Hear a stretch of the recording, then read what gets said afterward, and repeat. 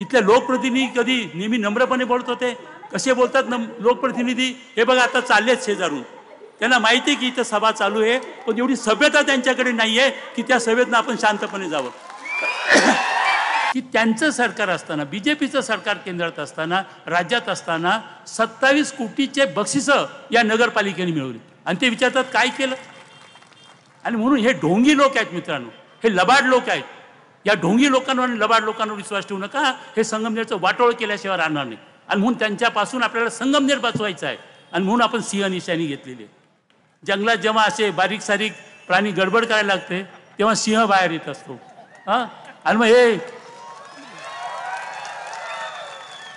हे चिलट मिलट प्राणी आहे ना, हे घाबरून पळून जातात. तर आता हा आपला शेर आलेला आहे, संगमनेर सेवा समितीचा शेर आलेला आहे आणि तो त्यांना धडा शिकवल्याशिवाय राहणार नाही. अरे आम्ही सुसंस्कृत राजकारण करतो, आम्ही कधी कुणाशी वाईट बोलत नाही, कधी कुणाशी साहेबांचं असेल आमच्या कुणाचं असेल अत्यंत नम्रपणे बोलण्याची पद्धत आहे. इथल्या सर्व लोकांनी त्याचा अनुभव घेतलेला आहे आणि मग सत्यजित तांबेकडे आता निवृत्त या ठिकाणी लिडरशिप दिलेली आहे. सत्यजित तांबे यांनी सर्व लोकांना बरोबर घेतलेलं आहे. वेगवेगळ्या पक्षाचे इथे आमचे वंचित आघाडीचे आमचे सर्व मित्र आहेत, सर्व वेगळ्या शिवसेना आहे, अजिज ओहरा आहेत, राष्ट्रवादी आहे, सेना आहे, RPI आहे. एवढंच नाही तर असे नागरिक आहेत, असे सर्व नागरिक आहेत की ज्यांचं संगमनेरवर प्रेम आहे. त्यांना वाटतं की संगमनेर पुढे गेलं पाहिजे, संगमनेर चांगलं झालं पाहिजे.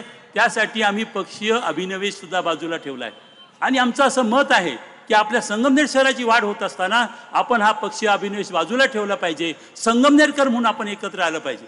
मित्रांनो, आपल्याला आपण गाणं ऐकलं, संगमनेर हे खरोखर आज आपण कुठेही जाऊन तुलना करा, संगमनेर सारखं शहर, इतकं आर्थिक दृष्टीने समृद्ध असलेलं शहर, इतकी जातीय सलोखा असलेलं शहर, इतकी शांतता असलेलं शहर, एक सांस्कृतिक असं कल्चर या शहरामध्ये निर्माण केलं आहे. ते नामदार बाळासाहेब थोरात यांच्या नेतृत्वाखाली आम्ही केलेलं आहे आणि याचा आम्हाला अभिमान आहे.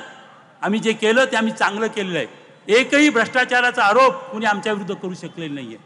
बाळासाहेब थोरातांनी 17.5 वर्ष मंत्री झाले, एकही भ्रष्टाचाराचा आरोप साहेबांवर कुणी केले नाही. आम्ही नगरपालिका चालवली, कुणी आमच्यावर भ्रष्टाचाराचा आरोप केला नाही, करू शकणार नाही. इतक्या पारदर्शी पद्धतीने आम्ही काम त्या ठिकाणी केलं आहे. आणि म्हणून मित्रांनो, मला आपल्याला कळकळीचं आव्हान आहे, आपण संगमनेरकर आहोत.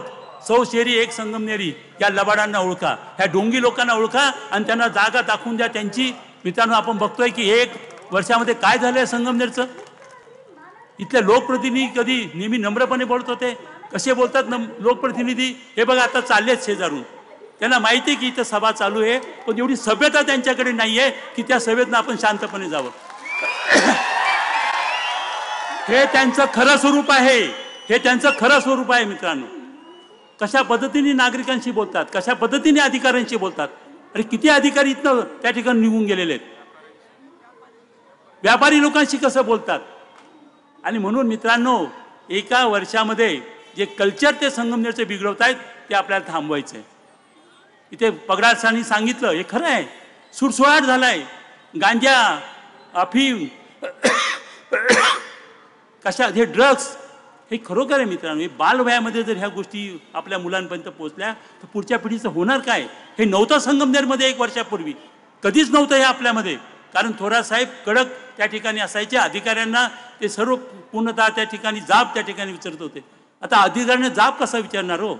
कारण जर अधिकाऱ्यांकडनं जर तुम्ही काही अपेक्षा ठेवत असाल तर मग त्यांना जाब कोण विचारण्याची नैतिकता तुमच्यामध्ये आहे का. तुमच्यामध्ये ती नैतिकता नाही आहे.